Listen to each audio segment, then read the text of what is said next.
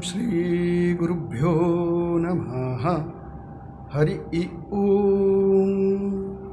वक्रतुंडं महाकाय कोटिसूर्यसमप्रभ अविघ्नं कुरु मे देव सर्वकार्येषु सर्वदा। ॐ सहना भवतु सहनौ भुनक्तु सह वीर्यं करवावहै तेजस्विनावधीतमस्तु मा विद्विषावहै। ॐ शान्ति शान्ति शान्तिः। हरि ओम। सर्वधर्मस्थापकस्त्वं सर्वधर्मस्वरूपकः आचार्याणां महाचार्यो रामकृष्णाय ते नमः।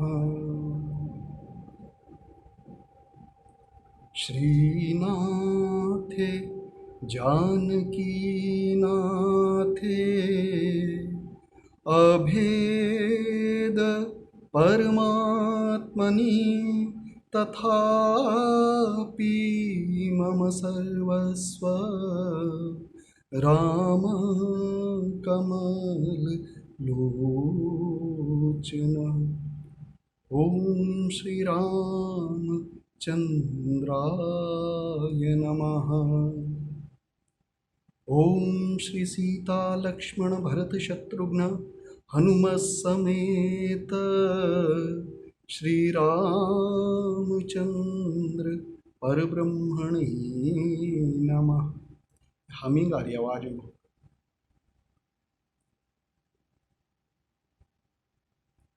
श्री राम जय जय राम। श्री राम जय जय राम। श्री राम जय जय राम। श्री राम जय जय राम। श्री राम जय जय राम। श्री राम जय जय राम। श्री राम जय जय राम। श्री राम जय जय राम। श्री राम जय जय राम। श्री राम जय जय राम। श्री राम जय जय राम। श्री राम जय जय राम। सियावर रामचंद्र की जय। पवन सुत हनुमान की जय। उमापति महादेव की जय। शारदावर राम कृष्ण की जय।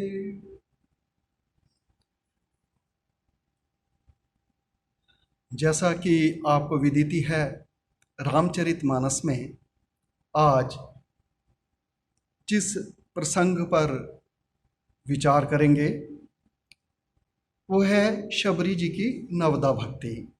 आपका कुछ रविवार को नारद भक्ति सूत्र भी चल रहा है, भक्ति का ही प्रसंग, और समय के अभाव से लगभग 45 मिनट की है बात, तो एक छोटा सा ही टॉपिक आज के लिए लिया है। एक मुख्य भक्ति की बात है जो कि भगवत गीता में कहते हैं, भगवत गीता नहीं, रामचरितमानस में ही तुलसीदास जी उत्तरकांड में बिनु सत्संग न हरि कथा तेहि बिनु मोह न भाग। बिनु सत्संग न हरि कथा तेहि बिनु मोह न भाग। मोह गई बिनु राम पद होई न दृढ़ अनुराग।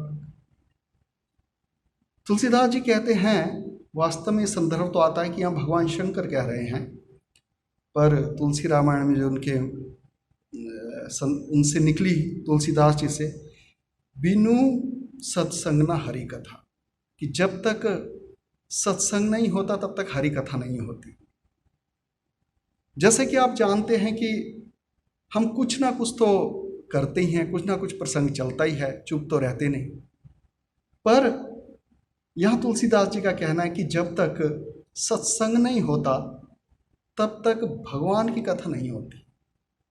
बहुत प्रकार की डिस्कशन होती रहती है, चाहे इकोनॉमी के बारे में, चाहे पॉलिटिक्स के बारे में, चाहे सामाजिक चर्चाएं होती है, परनिंदा पर चर्चा होती है, लेकिन बोलते भगवत चर्चा नहीं होती। जब तक सत्संग का प्रसंग उपस्थित नहीं होता भगवत चर्चा नहीं होती। और जब तक भगवत चर्चा ना हो, भगवान की चर्चा ना हो, वेदांत की चर्चा ना हो, ब्रह्म की चर्चा या ईश्वर की चर्चा,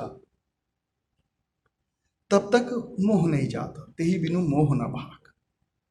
मोह माने कैसा, संक्षेप में, कि 3 चीजों को लेकर हमारा सारा वेद चलता है। एक ईश्वर है, एक जीव है, एक जगत। ईश्वर के बारे में हमारा ज्ञान है, पर बहुत अधूरा या उल्टा, ठीक ठीक नहीं, बहुत अधूरा सा ज्ञान है। मतलब ज्ञान कहने का मतलब समझ भी, ईश्वर के प्रति समझ भी पूरी नहीं है ठीक से। हाँ, प्रत्यक्ष अनुभूति की बात दूसरी है, लेकिन समझ भी ठीक नहीं है।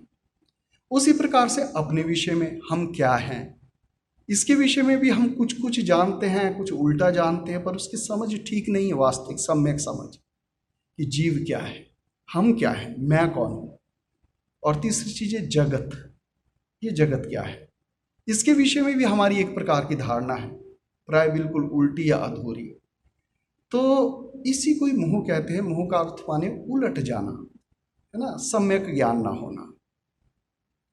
ठीक ठीक किसी को जानना तब ठीक है, लेकिन ठीक ठीक ना जानना वो मोह हुआ। वैसे एक मोह का अर्थ हम सामान्य भी करते हैं कि कहीं पर किसी की अटैचमेंट हो जाए, ठीक है, वो भी एक अर्थ होता है, लेकिन संस्कृत भाषा में मुख्य अज्ञान ना, अज्ञान, ठीक ठीक ज्ञान ना होना किसी चीज का, वो भी उसी हेतु से ही होता है, किसी का अटैचमेंट ठीक ज्ञान ना होने से, तो उसको हम मोह कहते हैं। तो ईश्वर के विषय में, अपने विषय में, जगत के विषय में जब हमें ठीक ठीक ज्ञान नहीं होता तो मोह होता है। और जब वर्तमान में मोह होता है क्योंकि हमारा व्यवहार ठीक नहीं हो पाता जिस तरह से होना चाहिए। अब जब मोह होता है तो इसका कारण होता बड़ा क्लेश। तो तुलसीदास जी कहते हैं मोह जाना चाहिए। और मोह कैसे जाएगा, जब तक सत्संग में इसकी चर्चा आप नहीं सुनोगे तब तक इसकी समझ हमारे दृष्टि में ठीक नहीं पड़ेगी। और जब तक ये ईश्वर विषय में समझ ठीक ना हो तब तक मोह ना गए जाए, तब तक भगवान के प्रति अनुराग नहीं होगा। अब संक्षेप में अनुराग हम कहें तो बिल्कुल सीधी सी बात है। अनुराग क्या होता है कि खिंचाव हो जाना। एक किसके प्रति खिंचाव होता है, अगर हम नैमित्तिक रूप में खिंचाव कहें तो 2 प्रसंग आते हैं।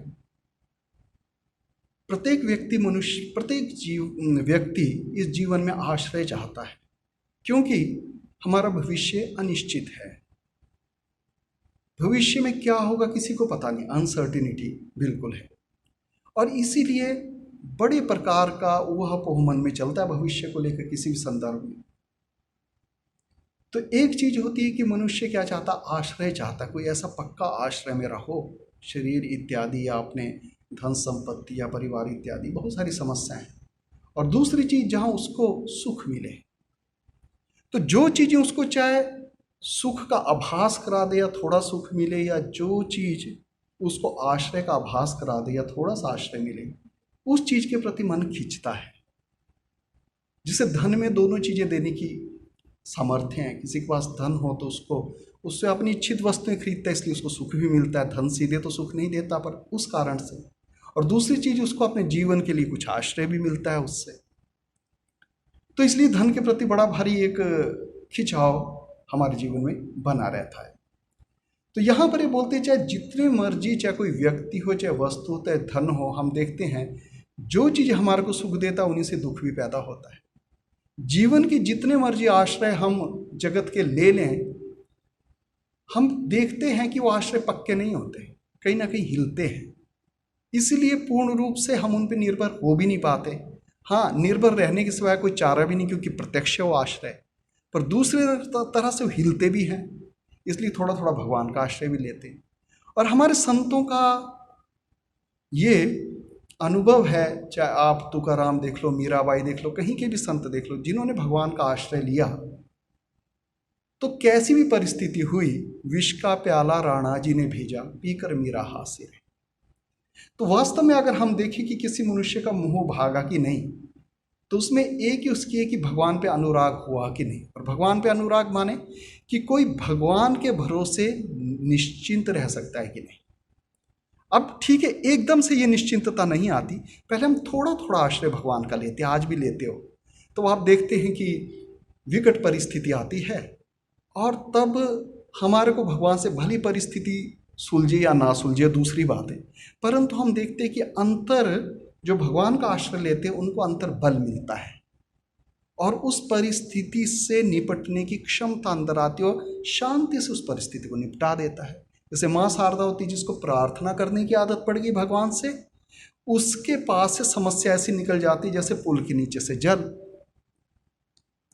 तो अब दूसरी चीज है कि यदि कोई आनंद पाना चाहता है, परमानेंट आनंद, तो अगर उसका भगवान के भजन में, जप तप में इत्यादि में जो अंतर किसी पे निर्भर नहीं, वो आनंद प्राप्त कर ले और भगवान के भरोसे निश्चित बैठे, तो उसको फिर किसी चीज़ की आवश्यकता नहीं। तो माने अगर ऐसा हो जाए तो उस पर अनुराग होगा कि नहीं, और जिसको ऐसा हो जाए उसको भगवान मिलेंगे, निश्चित ही मिलेंगे। तो यहाँ कहते हैं कि मिली ना रघुपति बिनु अनुराग, कि भगवान बिना अनुराग के नहीं मिलते, चाहे जितना मर्जी आप जप तप कर लो, बाकी चीजें, अनुराग अंदर उत्पन्न होना चाहिए। और अनुराग का ही लक्षण है, एकदम से नहीं होता, लेकिन कुछ कुछ लक्षण आते। जैसे आप लोग सत्संग सुनने आए तो हाँ, तो कुछ तो आपको इसमें अच्छा ही लगेगा, जबकि इतनी बारिश भी हो रही है, सब कुछ सत्संग सुनने आए, इतने चंडीगढ़ में से पूरे में से आप ही कुछ लोग हैं। उसी तरह से थोड़ा बहुत जब करते हैं, बहुत रस भी ना आए तब भी ऐसा लगता है ना करो तो अच्छा नहीं लगता, जो थोड़ा सा साधक बढ़ गया है तो। लेकिन कुछ तो उसमें से हमारे को रस मिलता ही है, कुछ तो उसमें से आश्रय हमारे को मिलता ही है। यहीं से प्रारंभ होता है, यहीं से प्रारंभ होता, बढ़ता जाता, और जब पूरा अनुराग हो जाता है तो फिर भगवत प्राप्ति का प्रसंग होता है। तो इसी प्रसंग में आज शबरी जी का प्रसंग हम लेते हैं। तो पहले मैं उनकी एक कथा सुना दूं। शबरी जी का नाम तो सभी जानते हैं, कि हम जानते हो कि किस तरह से वो, अगर हम कहें कि जैसे कोल भील ऐसी जाति की थी जिनको वैदिक जातियां लेते भी नहीं थे, पर हमारे शास्त्र बोलते हैं कि जीवन जहाँ से शुरू होता है ना, उसके पीछे पीछे उसका कुछ पुनर्जन्म के कर्म रहते हैं। तो ऐसा प्रतीत होता है शबरी जी का कुछ पूर्व जन्म का कर्म था, जिससे उन्होंने ऐसे एनवायरनमेंट में जन्म लिया। पर उसके साथ उनका कुछ बड़ा पुण्य भी था कि उस जगह में जन्म लेने के बाद भी उनकी बचपन से सत्संग की तरफ उनका मन खींचा। क्योंकि शबरी जी को हम देखते हैं कि एक कोल भील वगैरह जाति की जंगल में रहते हैं। अब जंगल में ऋषि मुनि भी रहते हैं। वैसे वास्तव में इनके गुरु मतंग ऋषि जी थे, पर गुरु कैसे हुए बड़ी अद्भुत कथा है उसकी। यहाँ पर कथा रामचरितमानस में नहीं है, उनकी पुराणों में कथा इस प्रकार से आती है कि शबरी जी जब वहाँ से उनके आश्रम के पास से अपनी लकड़ियाँ वगैरह लेने जाती है, तो उनके कान में कुछ, जब अंदर शिष्यों को वो उपदेश देते तो वो चलता है, उनके कान में कुछ सुनाई देता है। अब उनको वहाँ ऋषियों का आश्रम देखते बड़ा भारी, जैसे बोलो पुनर्जन्म का कुछ होगा, बड़ा खिंचाव उत्पन्न होता है। अब वो अपने आप को, मैं तो एक ऐसी जाति की हूँ, मेरे को मानेंगे कि नहीं। और जब सब ऋषि लोग क्या करते थे, उनके शिष्यगण वगैरह स्नान करने के लिए सुबह बाहर जाते थे, तब तो बाथरूम नहीं होते थे, नदी के पास या कहीं तालाब के पास जाना पड़ता था। तो माता शबरी क्या करती थी, उनका आश्रम सब साफ सुथरा कर देती थी। अब वो देखती भी थी, अरे आके कोई आशा, ठीक है कोई भक्त कर देता होगा, अब ऋषियों का आश्रम कोई कर ही देगा साफ। एक दिन नहीं, 2 दिन नहीं, सालों पे साल चल रहा है। अब बड़ी बड़ी अद्भुत बात मतंग ऋषि को लगाई, अरे ऐसा व्यक्ति जो लगातार इस तरह से कार्य कर रहा है सालों पे साल, और अपने आप को प्रकट भी नहीं कर रहा है कौन? क्योंकि हमारे में क्या, अभिमान महाराज तो सबसे ऊपर होते हैं ना, थोड़ा सा कुछ करें तो वो अपनी प्रकटीकरण चाहता कि माने कि मैंने ये सब कुछ किया है ना। थोड़ा किया भी ना, सोचे भी तब भी पहले प्रकटीकरण हम कर देते हैं कि अभिमान तो हमें ऐसा होता है। अब शबरी जी इस तरह से कार्य कर रही, तो जब इतने दिन तक लगातार कार्य चलता रहा, तो मतंग ऋषि को जरा बड़ा खटका लगा, ऐसे भक्त को तो देखना चाहिए, बिल्कुल निराभिमान होकर एक ही प्रकार से ये सेवा कैसे कर रहा है। तो एक दिन उनके मन में आया और वो गए स्नान करने और जल्दी लौट आए। अब देखा कि शबरी जी वहाँ साफ कर रही है, तो पूछा, हे माते तुम कौन हो ऐसे कर। अब वो तो घबरा गई, ऋषि कहाँ से अचानक आ गए। उन्होंने बोला ऐसे ऐसे करके, तो बड़े प्रसन्न उनको देख के, ऋषि थे उन्होंने अंतर देख लिया। उसने कहा, देखो हम तो जगह बदलते रहते हैं, हमको तो जाना ही है, पर तुम मेरी आज से शिष्य हुई कि तुमने इस प्रकार से सेवा की, मैं तेरे से बड़ा प्रसन्न हूँ। तुम्हारे को ये मंत्र देता हूँ, अब तू जरा यह मंत्र का जाप करो, इस कुटिया में रह, जो कुटिया मैंने बनाई, और यहाँ पर एक दिन रामचंद्र जी जो तेरे इष्ट है वो यहाँ पर आएंगे। तो देखिए शबरी जी का जीवन किस प्रकार से प्रारंभ हुआ कि उनके जीवन में पहले श्रद्धा ऋषियों के प्रति आई, अब उनकी वो छुपकर कथा भी सुनती थी, सत्संग भी उसके जीवन में आया, सेवा भी उसके जीवन में आई। जब सत्संग और सेवा उस तरह से करती गई निराभिमान होते हुए संतों की सेवा, तो उसके बाद उनको मंत्र का अधिकार भी प्राप्त हो गया, उनसे मंत्र भी मिला। अब ये भी बता दिया कि इस मंत्र को तू ले और यहाँ रह, रामचंद्र जी आएंगे। अब उनके जीवन में क्या होगा, गुरु की बात पे पक्का विश्वास, गुरु की बात पे पक्का विश्वास कि गुरु ने बोल दिया रामचंद्र जी आएंगे तेरे इष्ट। तो अब शबरी जी का क्या होता था, ये नहीं बताया कब आएंगे, बड़ी भारी मुश्किल होगी। ये तो ये बता देगी कि 1 साल बाद आते, 2 साल बाद आते, कल आते, तब तो चलो इंतजार करते, अब आएंगे, अब तो किसी समय भी आ सकते हैं। तो अब आप देखिए कि शबरी जी की स्थिति कैसे हो गई। आप बताओ, घर में कोई आपके विशेष अतिथि आना जो आपको सबसे प्रिय हो, तो आप क्या करते हो, उस दिन का सारा कार्य किसके हेतु होता है, आपका कपड़े पहनना, आपका सफाई करना, आपका कोई चीज़ बनाना उसी के लिए होता है ना, उसी के निमित्त होता है। जो कोई विशेष अतिथि आना, अरे उन्होंने आना है, हम ऐसे कपड़े पहने, ऐसा घर सजा दें, ये बनाए वो बनाए, यहाँ से आएंगे वैसे आएंगे, यहाँ आएंगे, ये रखना, मतलब सारा चीज़ें रख रहा है। अब वो शबरी जी का क्या हो रहा, प्रतिदिन ऐसा बीत रहा है, माने कर्म कर रही है वो, अपना पूजा पाठ भी कर रही, मंत्र जाप भी कर रही, लेकिन किस लिए होगा, भगवान आएंगे, वो आज ही आ जाएंगे, अब आज ही आ जाएंगे, और सारा का सारा जो उसका कर्म का संबंध बन रहा है भगवान जी से बन रहा है, उनके लिए कर रहे। रात को नहीं आए तो उदास नहीं, आज नहीं आए तो कल आएंगे, क्योंकि जितना जितना जितना जितना उनका ये भगवान के लिए कार्य कर रही है, जितना जितना मंत्र जाप हो रहा है, उतनी उतनी मन में शांति आ रही, विश्वास भी प्रकट हो रहा, अंदर आनंद तो आ ही रहा। अच्छा, कोई हताशा नहीं हो रही, क्योंकि जब किसी की गति, किसी का बोलते ना, well begin is the half done, अगर किसी का ये प्रारंभ बड़ा ठीक से हो जाए ना, गुरु की सेवा हो गई, निराभिमानता से वो हो गया, मंत्र भी मिल गया, ऐसे ऐसे अच्छे ढंग से हो गया, तो अब जैसे जैसे वो ये प्रतिदिन बीत रहे, उनके अंतर तो मन में शांति आ रही, धन्यता आ ही रही, और ऐसे करते करते करते करते उसका लगातार बीत रहे, बस गुरु आएंगे, राम जी आएंगे आएंगे, गुरु जी ने बोला हुआ राम जी आएंगे, और उसी प्रकार से उसका प्रत्येक दिन बीत रहा है, किसी प्रकार का विक्षेप उनके मन में हो नहीं रहा, धैर्य उनके जीवन में पूरा है, आध्य व्यवसाय पूरा, धैर्य पूरा, और अपनी साधना में लगे रहना। जैसे वो श्री रामकृष्ण या स्वामी जी कथा सुनाते हैं कि किसी ने बोला, भाई जितने पेड़ में पत्ते हैं, मैं ज़्यादा कथा को नहीं बढ़ा रहा, नहीं तो हमारा ये प्रसंग रह जाएगा, जितने पेड़ में पत्ते इतने जन्म लगेंगे तुम्हारे को भगवान दर्शन देने के लिए। नारद जी ने बोला, अच्छा, यानी कि भगवान एक दिन जरूर आएंगे, तो उसको ये कोई मतलब नहीं कब आएंगे। या पार्वती बोलती, जन्म कोटि लगी रगड़ हमारी, बरऊं शंभु ना तो रहूं को आए, चाहे करोड़ों जन्म तक क्यों ना मेरे को साधना करनी पड़े, लेकिन शंभु को छोड़कर और किसका वर्ण नहीं कर सकते। अब इनमें भगवान को छोड़ के किसी का वर्ण नहीं, और वर्ण नहीं है, और आएंगे वो, और किस दिन आएंगे ये पता नहीं। इसलिए देखो, इस तरह से उनकी साधना शबरी जी की शुरू हुई, और एक दिन प्रसंग आ गया जब सीता जी का हरण हुआ, और वो शबरी के आश्रम पहुंच गया। अब आश्रम शबरी जी का ही, क्योंकि गुरु उनको दे के चले गए वो आश्रम, कहा कि अब तू रहे और तू जाके यहाँ साधना करे।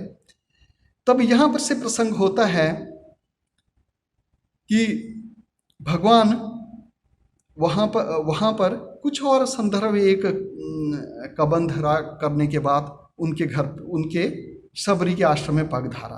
तो आप क्या देखती कि शबरी देखती भगवान आ गए, है ना, उनको पहचानते देर नहीं लगी, क्योंकि पहचानते देर कैसे लगी कि अब इतनी बातें तो नहीं है। हम देखते हैं ना, ये गोपाल की माँ है, गोपाल की माँ जब गोपाल का चिंतन कर ही रही थी हो, तो जब जिस दिन गोपाल है उस दिन पहचानते उनको देर लगी क्या? क्योंकि भगवान ने उन पर कितनी कितनी कितनी प्रकार से कृपा की होगी। ऋषि ने अगर उनको मंत्र दिया तो उनका रूप भी बताया होगा कि किस प्रकार का उनका रूप है। तो यहाँ पर उसका वर्णन भी है, पर उसको हम ज़्यादा नहीं जाएंगे। सबरी देखी राम गृहाए, मुनि के वचन समुझ जिय भाए। अब जैसे शबरी ने देखा कि राम जी आ गए, अब मुनि के गुरु के वचन, हाँ आज गुरु के वचन तो पूरे होने थे, और उनके सत्य वचन समझकर देखो, गुरु का वचन कभी वृथा नहीं जाता। भगवान का आना निश्चित था और उनके मन में बड़ा आनंद हो गया। अब वो देखते उसी प्रकार से जिस प्रकार से वो रामचंद्र जी का ध्यान करते थे, है ना। भगवान भी उसी प्रकार से प्रकट होते, जटा मुकुट सिर इत्यादि इत्यादि। तो क्या है कि श्याम गौर सुंदर दो भाई, सबरी परी चरण लपटाई। तो अब क्या करेगी जब सारे राम एकदम जैसे पूरे प्रेम से आलिंगन करके उनके चरणों में लिपट गई सबरी। चरण, ऐसा भी नहीं कि चरणों में पड़ी, माने लिपट गई। प्रेम इतना ज्यादा कि लिपट गई उनके चरणों में, भगवान राम के दोनों को जब देखा। अब प्रेम, अब क्या हो, स्थिति कैसी हो रही? प्रेम मगन मुख बचन न आवा, पुनि पुनि पद सरोज सिर नावा। अब प्रेम से मगन है, अब क्या गला रुध गया है, आशुधारा बह रही है, अब मुख से तो कुछ निकलता नहीं, है ना। और बार बार बार बार उनके कमल चरणों में अपना सिर नवा रही है। माने ये सब स्थिति की भक्ति का जब उद्रेक सामने हो रहा है, भाव हो रहा है, भगवान को प्रत्यक्ष देखकर सामने, और भगवान भी उसी रूप में उनके आए। तो किस प्रकार से उनकी स्थिति हो रही, भक्ति की स्थिति कैसे, भक्ति को जो आप देखोगे, आप नारद भक्ति सूत्र भी बोलते कि हाँ, परम प्रेम रूपा है भगवान। तो किस तरह से अब प्रेम आ रहा है, जब प्रेम रूप भगवान सामने देख रहे तो अंदर प्रेम उमड़ रहा है। ज्ञान रूप भगवान है तो ज्ञान उमड़ता है, तो ज्ञान रूप भी है, प्रेम रूप भी है। तो आप देखो कैसे हुआ। तो अब उन्होंने उनके फिर क्या हुआ कि शबरी ने थोड़ा सा होश संभाला, जैसे पूजा पहले करती थी, अब पूजा की, पहले उनके चरण धोए, आसन पर बैठाया, उनको कंदमूल इत्यादि खिलाए, जो भी प्रेम से भगवान ने खाए। अब फिर उनकी प्रीति और बढ़ने लगी जब उन्होंने देखा भगवान ने मेरे प्रेम से सब कुछ ग्रहण किया, मेरा सब कुछ भोजन भी किया, उन्होंने कंदमूल भी खाए। अब वो बोलने लगी, अपना उनको बड़ा भारी दुख हुआ कि मैं कैसे, मतलब निम्न जाति में जन्म ली हुई, कैसा वो किया, और मतलब जिसको बोले जैसे कि अपने विषय में उच्च धारणा नहीं, बड़ी निम्न सी धारणा। तो वो बोलती, भगवान मैं तुम्हारी स्तुति कैसे करूं, अधम जाति में जड़मती भारी। जड़मती मैं हूँ, अधम जाति हूँ, अधम ते अधम, अधम अति नारी, तो अधम से अधम हूँ नारी, इस तरह से वो बोल रही है। उसमें बिल्कुल ही मंदमती हूँ, मंदमती हूँ, मुझे तो एक अक्षर भी पढ़ना नहीं आता, कुछ मैं ना वेद जानती ना वेदांत जानती, तो मंदमती हूँ। उस प्रकार से वही जो गुरु आपसे सुना, मंत्र लिया, इत्यादि इत्यादि। तो आप इस तरह से जब बोले तो भगवान ने शबरी जी को उपदेश देना शुरू किया। और वास्तव में ये उपदेश नहीं है शबरी जी को, अगर बोले भगवान ने उपदेश में शबरी जी की प्रशंसा की, वास्तव में जो शबरी जी कर रही थी वही भगवान ने उनको बोला। जैसा उनका सारी साधना रही उसी को ही भगवान ने अपने मुख से बोला। और पर सबसे पहले कैसे बोला, बोलते अपने मन से ये चीज तू निकाल दे कि तू अधम से अधम है, जड़मती इत्यादि। किस तरह से बोलते हैं भगवान इसमें, कह रघुपति सुनु भामिनी बाता, मानहु एक भगति कर नाता, जाति पाति कुल धर्म बड़ाई, धन बल परिजन गुण चतुराई, भक्तिहीन नर सोहई कैसा, बिनु जल बारिद देखिए जैसा। तो यहाँ पर ये भगवान ने उनको पहले उनको बताया, अरे तू अपने को क्या सोच रही, जैसे स्वामी जी वगैरह बोलते ना, अरे तुम ईश्वर की संतान हो, अनंत आनंद के भागीदार हो, पवित्र पूर्ण आत्मा हो, तुम अपने को एक निम्न और एक क्यों समझते हो। तो यहाँ भी उनको, पर उन्होंने उनको उस प्रकार से संबोधित नहीं किया। स्वामी जी इस प्रकार से संबोधित करते, कह रघुपति सुनु भामिनी। अब शबरी बूढ़ी और कैसी आप उस जाति के हो सकते हैं, तो यहाँ बोल रहे भामिनी। भामिनी शब्द हमारे सौंदर्य शास्त्र में बड़ी अति सुंदर नारी को लगता है, परंतु शास्त्र की अपेक्षा से भामिनी शब्द दूसरा होता है। भा माने जो चमकती है, ज्योतिर्मयी, जो ज्योतिर्मयी है। अब ज्योतिर्मयी तो ये जिसके अंदर भक्ति और भगवान की भक्ति इतना ज्योतिर्मयी उसका, है ना। ठाकुर देखते हैं कि अरे जो कोई पापी है या कुछ जो गलत ढंग से वो करता है उसकी कालख रहती है अंतर, हम नहीं देख पाते लेकिन ठाकुर देख पाते थे कैसा कालख से उसका ढका। हिंदू वो बड़ा विषय व्यक्ति आ रहा है, मैं उससे बात नहीं करूंगा। दूसरा पहले देखने में भले ही काला हो तो लेकिन अरे कैसा सुंदर उसका मन है, कैसा स्वामी जी का, जैसे स्वामी जी चलो इतने कालीन थे, सांवले ही थे, पर फिर भी अरे ऐसा पवित्र मन। तो यहाँ कह रहे भामनी माने ज्योतिर्मयी या तपस्विनी या श्रेष्ठ स्त्री, भा जो ज्ञान रूप से है, ज्योतिर्मय रूप से कर रही है। तो बोलते देखो रघुपति ने कहा सुनो भामनी मेरी एक बात सुनो, भगवान ऐसा संबोधित उसको कर रहे, मानव एक भक्ति करना था। देखो मैं बाकी बहुत प्रकार के नाते, संसार में कितने प्रकार के नाते हैं, यहाँ इन्होंने 1 2 3 4 5 6 7 8 9 10 प्रकार के नाते गिनाए हैं, जो कि हम जिसको बड़ा अपना महत्व देते हैं जिंदगी में, कि इस प्रकार से हमारे संबंध बनते, जो संबंधों में महत्व रखता है। तो भगवान ने उनको बोला वो कोई भी नाते मैं नहीं मानता, केवल एक भक्ति का नाता मानता। और क्या संक्षेप में बता दिए, बोलते जाति लोगों में होता है, अगर किसी जाति का, अपनी जाति का, श्रेष्ठ जाति का, तो उसको महत्व देते हैं। अपनी जाति का पांति, उसका स्टेटस क्या है, किस पंक्ति में वो बैठता है ना। मेरे लिए कुछ नहीं, कुल किस कुल से संबंधित रखता है, बड़ा महत्व रहता। बाहर धर्म क्या उसका धर्म मत है, किसको मानता है, शिव को मानता है, उसको मानता, बड़ा भारी वो है। बड़ाई क्या उसका बड़प्पन है, किसी कई चीज़ों में वो कर सकता है, वो बोला कोई मतलब नहीं, जितना मर्जी बड़ा होगा उस संसार में। धन बल उसके पास धन हो और कोई बल हो, परिजन हो उसके पास बहुत सारे सगे संबंधी अच्छे अच्छे परिजनों का बल हो, गुण हो, बड़ी प्रकार की चतुराई हो। बोले ना भक्तिहीन सोही नर कैसा, अगर ये सब होने से सब चीजें भी उसमें हो बढ़िया बढ़िया, भक्तिहीन है तो कैसा लगेगा, बिनु जल बारिद देखी जैसा, जैसे बिना जल का बादल। अब बिना जल का बादल क्या होता है, पॉल्यूशन ही होता नहीं, या तो धुआं होगा या धूल होगी कोई, नहीं तो बादल बिना जल के कैसे होगा, बिना जल के बादल हो ही नहीं सकता। तो जब बादल का आभास हो तो धुआं होगा, कभी वो जहाज भी जाता ना बादल जैसा दिखता है, छोड़ता है, या कहीं से काला धुआं उतरे तो काला बादल दिखता है, दिल्ली वगैरह में तो बादल ही बादल दिखते रहते हैं धूप। तो बोलते ये है, बोलते वो बिनु जल बादल, माने बिनु जल बादल कैसा है, जैसे वो सिंपल धुआं है जो कड़वा ही है, कष्ट ही देगा, मतलब वैसी इनकी स्थिति है जितना मर्जी है। तो बोलते मैं कोई और नाता नहीं मानता, मैं एक भक्ति का नाता मानता। और अब वो भक्ति कैसे होती, इसको मैं 9 स्टेप्स में तुम्हारे को बताता हूँ। नवदा भक्ति बोली तो भगवान ने, वैसे तो आदमी में बोला जिसमें एक भी हो वही मेरे को प्रिय है, परंतु फिर भी उन्होंने उसको 9 स्टेप में आगे भगवान ने बताया। और आप देखोगे कि मैंने थोड़ा सा शबरी जी का जीवन आपके सामने प्रस्तुत किया, तो देखोगे कि उसी प्रकार से भगवान बता रहे जैसा शबरी जी के जीवन में ये भक्ति से, और भगवान ने आके दर्शन भी दे दिया उनको सभी धन्यता प्रदान कर दी। तो अब यहाँ कैसे बोलते आगे, नवदा भक्ति कहूँ तो ही पाही, सावधान सुनु धरु मन माही। बोले सावधानी से सुनो, तुम सावधान बिल्कुल हो जाओ, ऐसा मन इधर उधर ना करना, क्योंकि क्या है कि आधी बातें सुनाई दी, आधी बातें नहीं सुनाई दी, और उसको जरा अच्छे ढंग से मन में धारण करो। अगर आप किसी प्रवचन को मन में धारण करोगे तब तो आपके काम आएगा, नहीं तो आधी वोधी बात सुनी तो क्या है, जैसे बोलते भी किस प्रकार के होते हैं, कोई किसी व्यक्ति से पूछा, या जैसे कि उदाहरण देते, कोई घड़ा है वो बिल्कुल उल्टा रखा हुआ तो बरखा की एक बूंद भी नहीं जाएगी, थोड़ा टेढ़ा रखा तो कुछ बूंदे नीचे से टपक जाएगी, सीधा है तो उसमें पूरी बारिश जाएगी। तो कभी कभी किसी से पूछो अरे सत्संग हो क्या, अरे बस पूछो मजा आ गया, क्या सत्संग, अच्छा तो कुछ तो बातें होगी क्या, अरे बस बातें बातें याद नहीं पर मजा आ गया।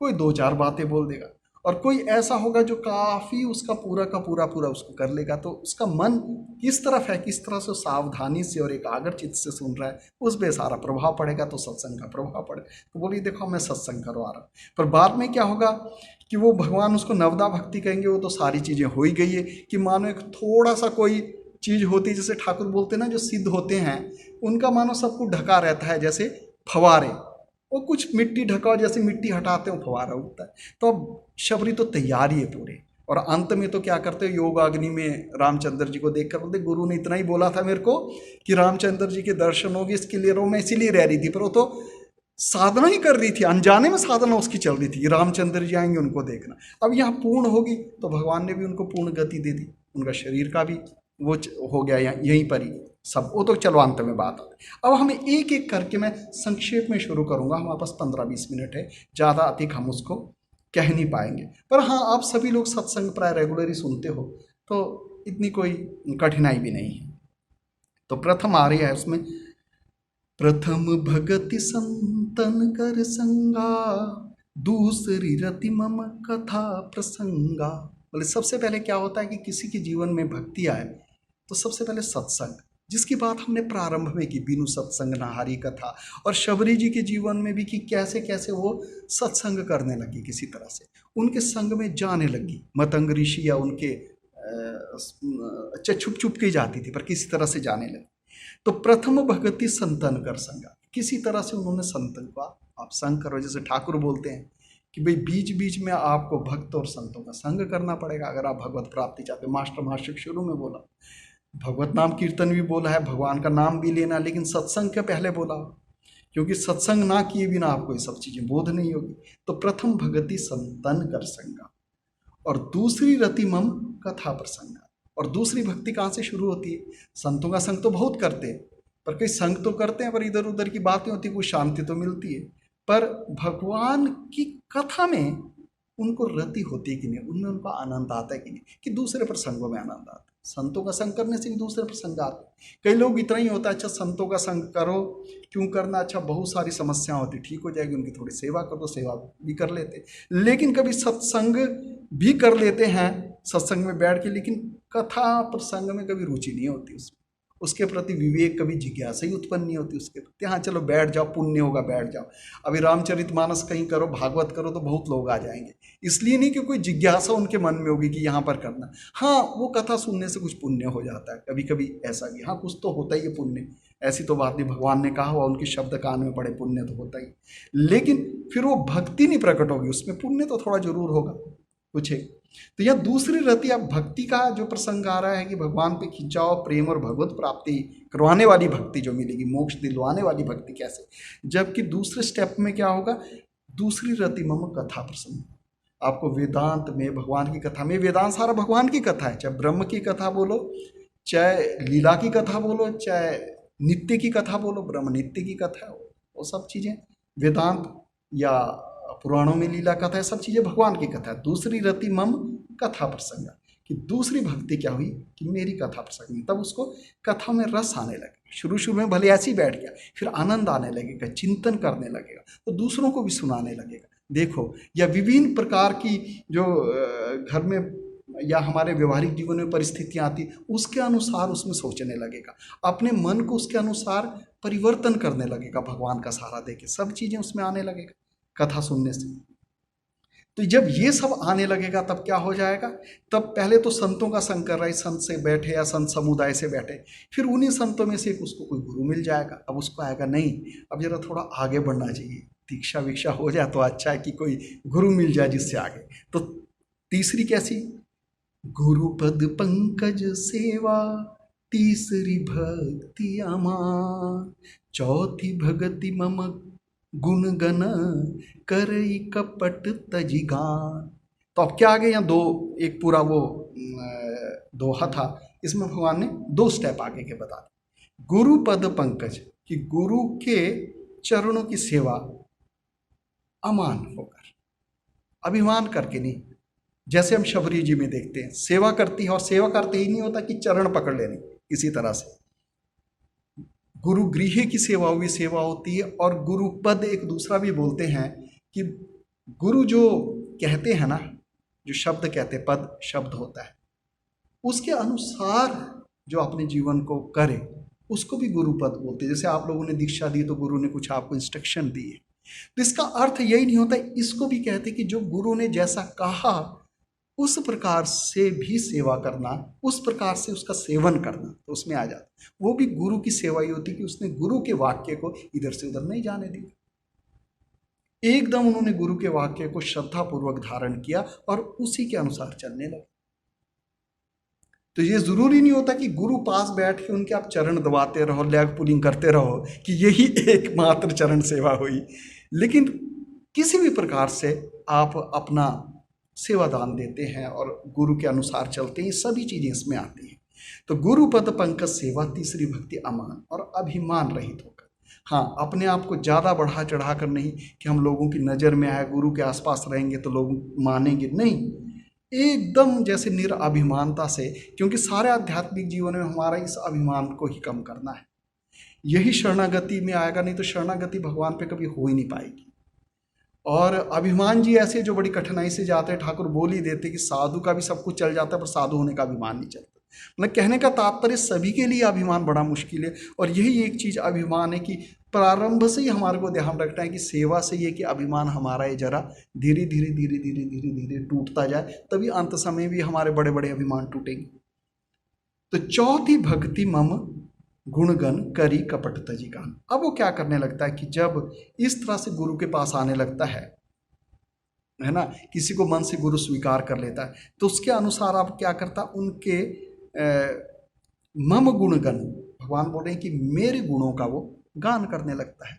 अब इसमें दोनों ही बातें बोलो, जैसे ठाकुर बोलते हैं भगवान का नाम गुणगान करो, या कोई नाम भी लेने लग गया, या भगवान का वो कीर्तन करने लगा। अगर आप वो नवदा भक्ति देखो ना, जो भागवत में नवदा भक्ति है, वो भी लगभग इसी प्रकार की है।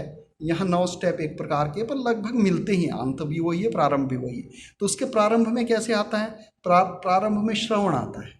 तो श्रवण में आ गया संतोष से, वो श्रवण कर रहा है, किसके विषय में श्रवण कर रहा है, भगवान की कथाओं के विषय में, भगवान के बारे में स्मरण कर रहा है, श्रवण कर रहा है। श्रवण करने के बाद उसका कीर्तन कर रहा है।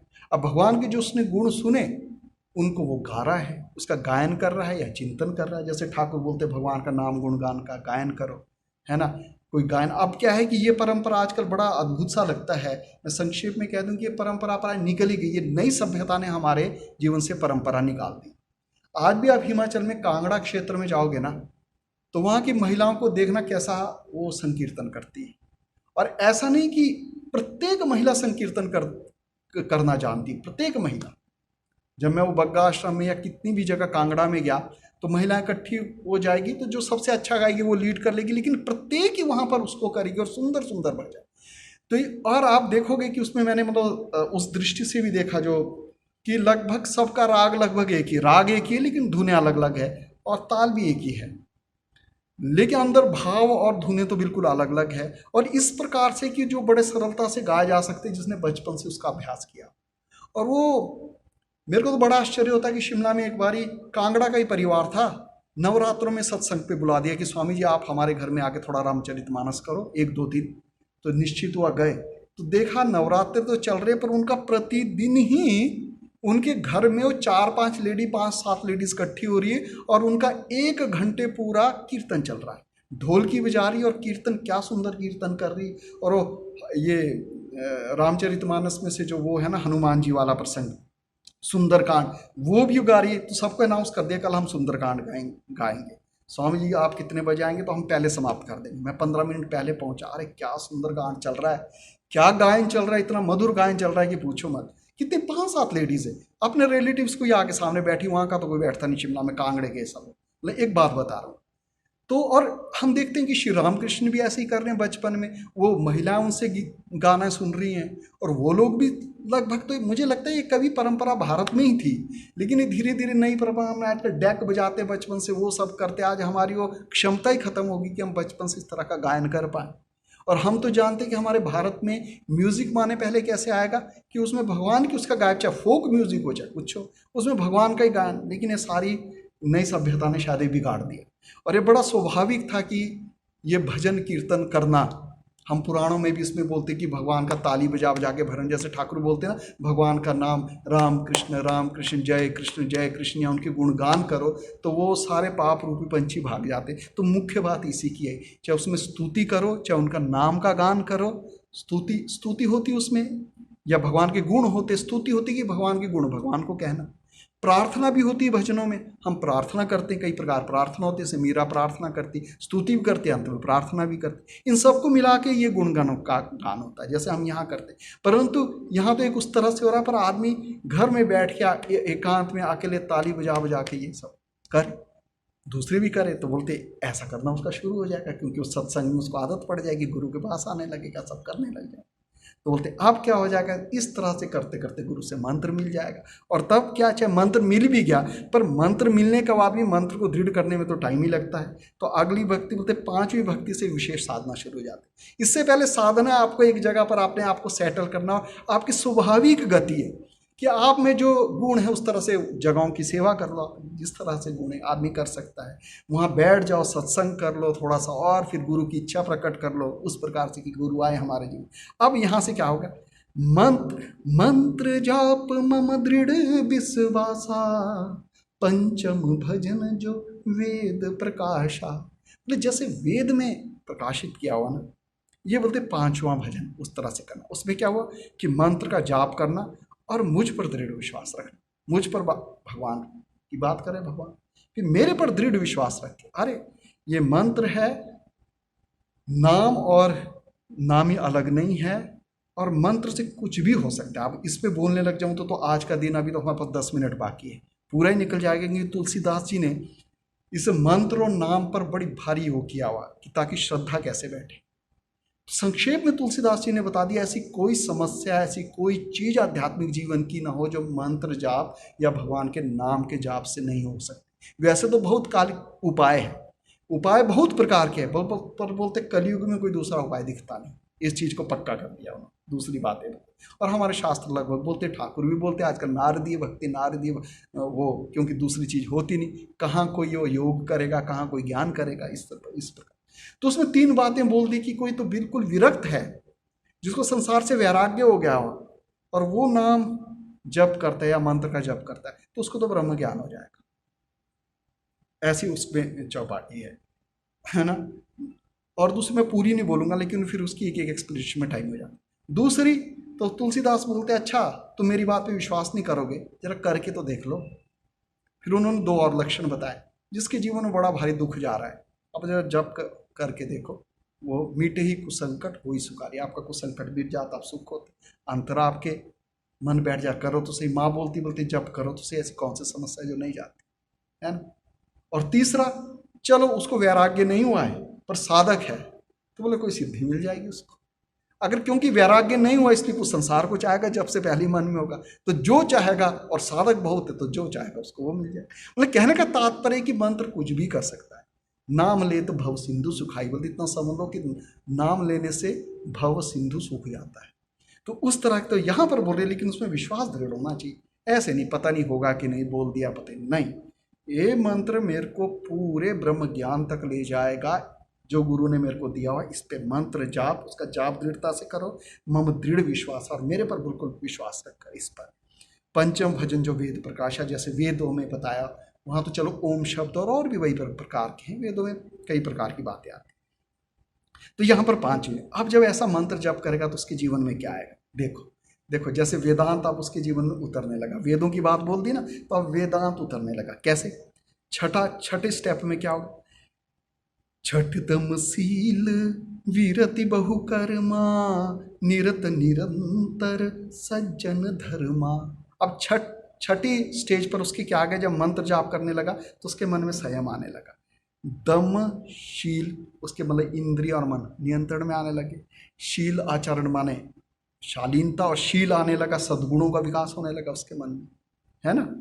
और विरति बहुकर्मा, और बहुत कर्मों से, जैसे ठाकुर बोलते जैसे भगवान की तरफ जाओ तब ये करना वो करना, वो कर्तव्य नहीं, और वो जितना उसके सामने पड़ता वो करता, बाकी या जो उसकी जिम्मेवारियों पर वो भी पकड़ना, धीरे धीरे वो नहीं होता। अधिकतर उसका मन किस में जाने लगता है, विरति बहुकर्मा, बहुत कर्मा से उसको विरक्ति होने लगती। अब मन क्योंकि अब जप में रमने लग गया ना, और उसका संयम भी होने लग गया।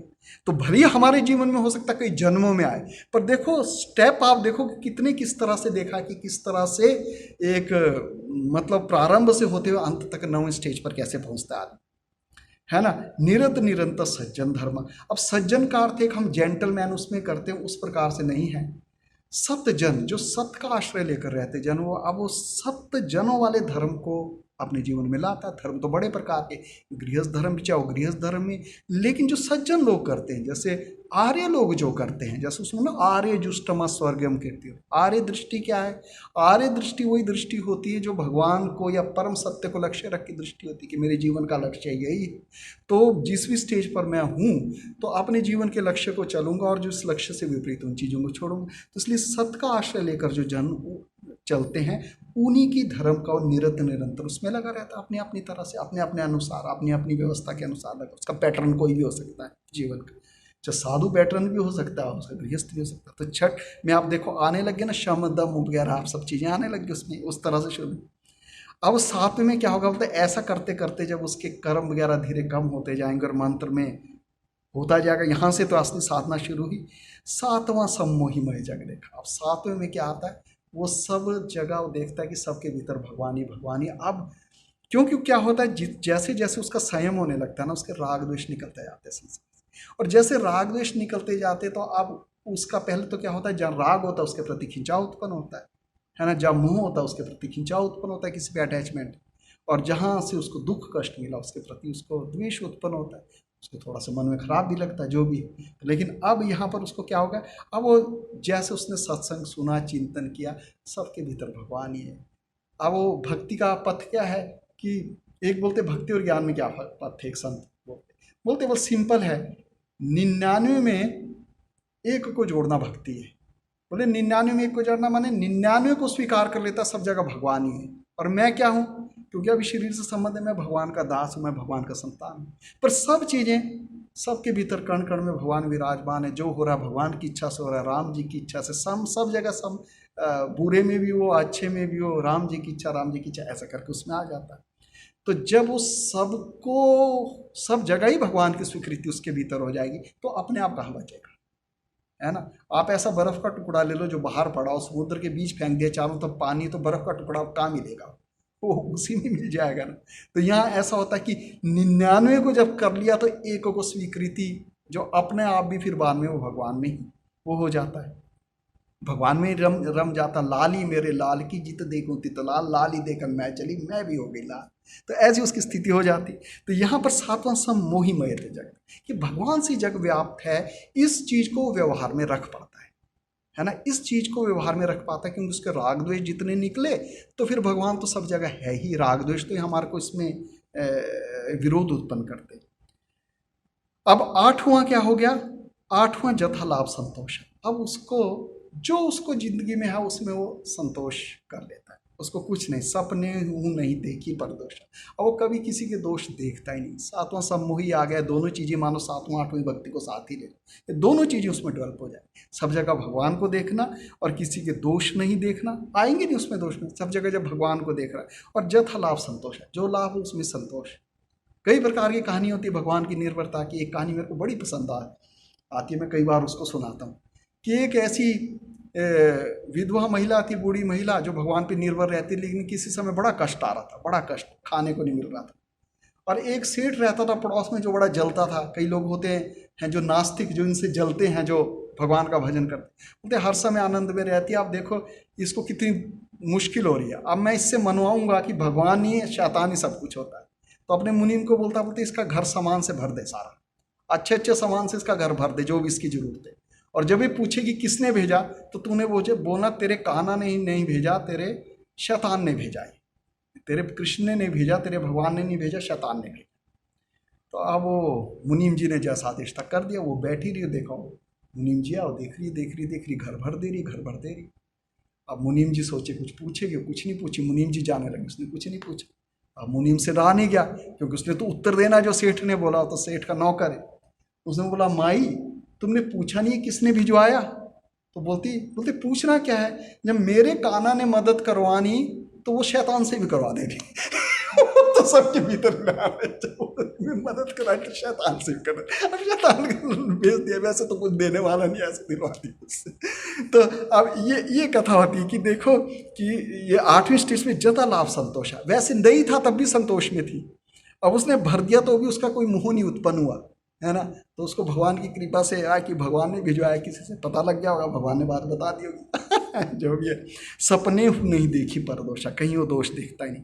अब उसका नवी अंतिम स्टेज आ गई और बिल्कुल टाइम भी पूरा हो गया। नवम सरल सब संचन हीला, नवम में बिल्कुल ठाकुर बोलते हैं जिसका अंतिम जन्म वो सरल हो जाए, नवम सरल, बिल्कुल सरल जीवन में, बिल्कुल, क्योंकि रहा ही नहीं छल कपट, किसी चीज को दिखाना, किसी चीज को कुछ करना। आप जब भगवान भगवान नहीं रम रहा है, सब सन छले और सबके साथ छन ही, बड़ा स्वाभाविक व्यवहार है ना।